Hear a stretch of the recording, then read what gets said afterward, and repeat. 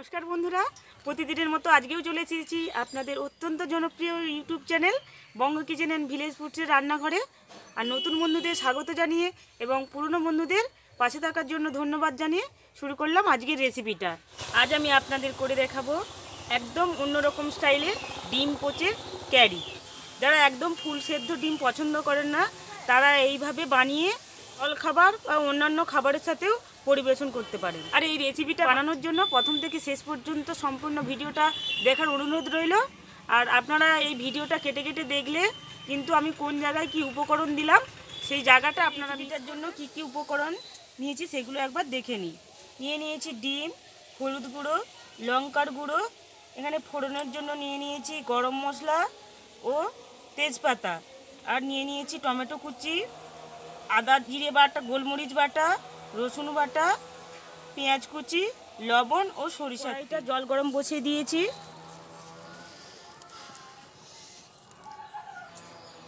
দিয়ে দেব পরিমাণ মতো লবণ।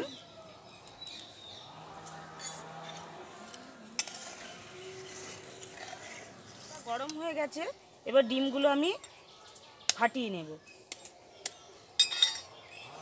ডিমের কুসুমটা যাতে না ভেঙে যায়।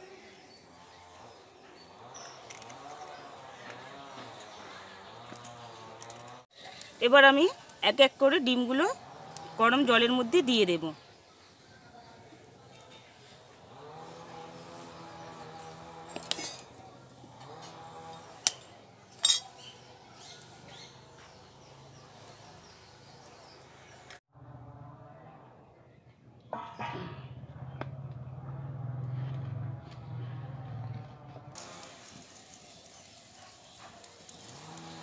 রেসিপিটা করার সময় আপনারা কিন্তু ধীরে ধীরে জালটা দেবেন, তাহলে কি হবে, ডিমটা কিন্তু আর চারিদিকে ছিটকে বেরিয়ে যাবে না।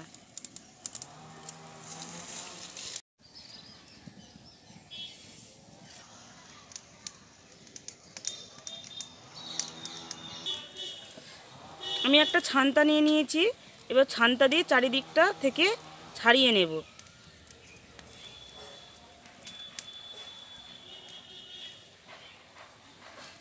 দেখুন ডিমটা ভেসে উঠেছে।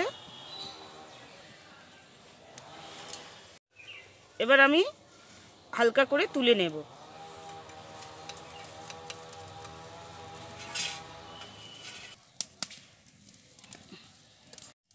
বাকি ডিমগুলো ওই একইভাবে জলের মধ্যে দিয়ে দেব।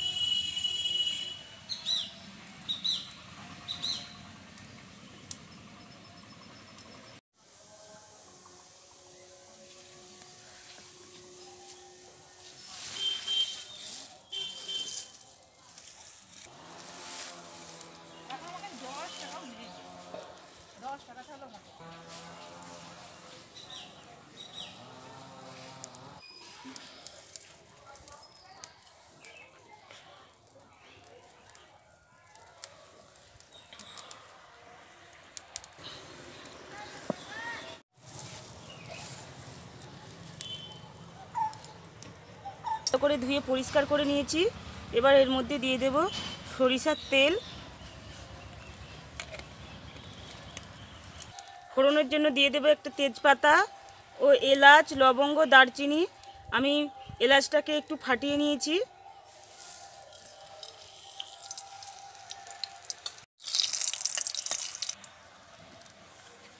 তেলের মধ্যে দিয়ে দেব পেঁয়াজ কুচি,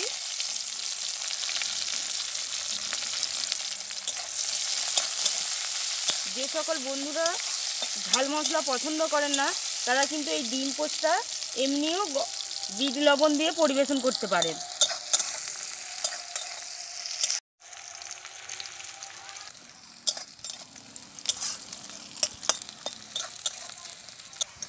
পেঁয়াজটা হালকা বাদামি রঙের করে ভেজে নিয়েছি।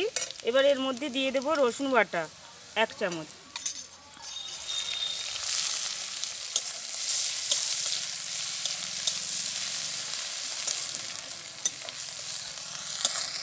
রসুনটাও ভাজা হয়ে গেছে, আর রসুনটা থেকে একটা রসুনের ভাজা গন্ধ বেরিয়ে গেছে। এবার এর মধ্যে দিয়ে দেব টমেটো কুচি। এবার দিয়ে দেব আদা জিরে গোলমরিচ বাটা।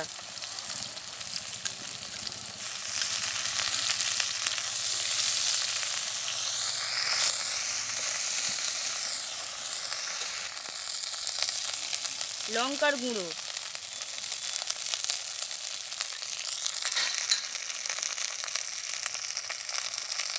হলুদ গুঁড়ো,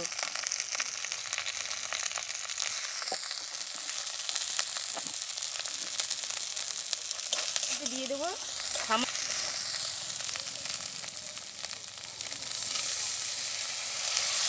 এবার আমি মশলাটা কষিয়ে নেব।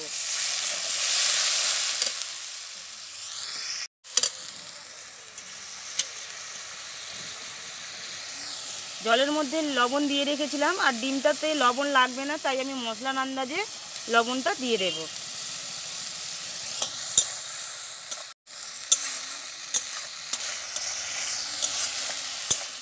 মশলাটা কষানো হয়ে গেছে, আর মশলাটা থেকে তেলও ছেড়ে গেছে।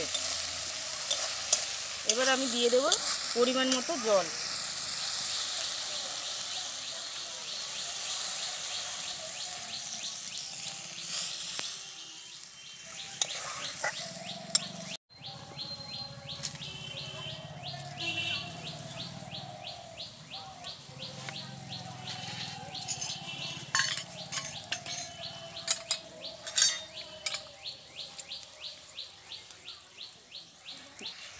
যে সকল বন্ধুরা আলু খেতে পছন্দ করেন তারা কিন্তু এই রেসিপিটাতে আলু দিয়েও বানাতে পারেন।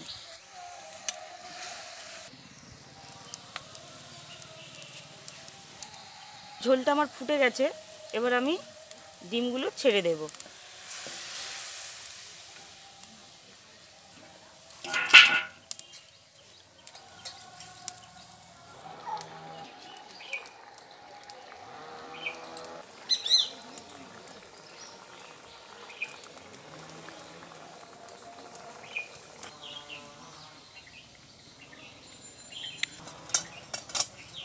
ডিমের ক্যারিটা আমার হয়ে গেছে, এবার আমি ঢেলে নেব।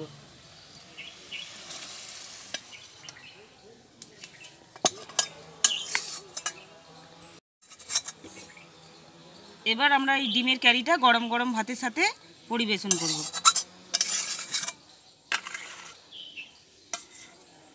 রেসিপিটা আমার হয়ে গেছে, আর এরকমই হারিয়ে যাওয়া নিত্য নতুন গ্রামীণ রেসিপিগুলো পাওয়ার জন্য আমার চ্যানেলটি অবশ্যই সাবস্ক্রাইব করুন এবং পাশে থাকা বেল আইকনটি ক্লিক করে অল লেখাটি সিলেক্ট করুন, যাতে ভিডিও আপলোডের সাথে সাথেই আপনারা নোটিফিকেশনটা পেয়ে যান।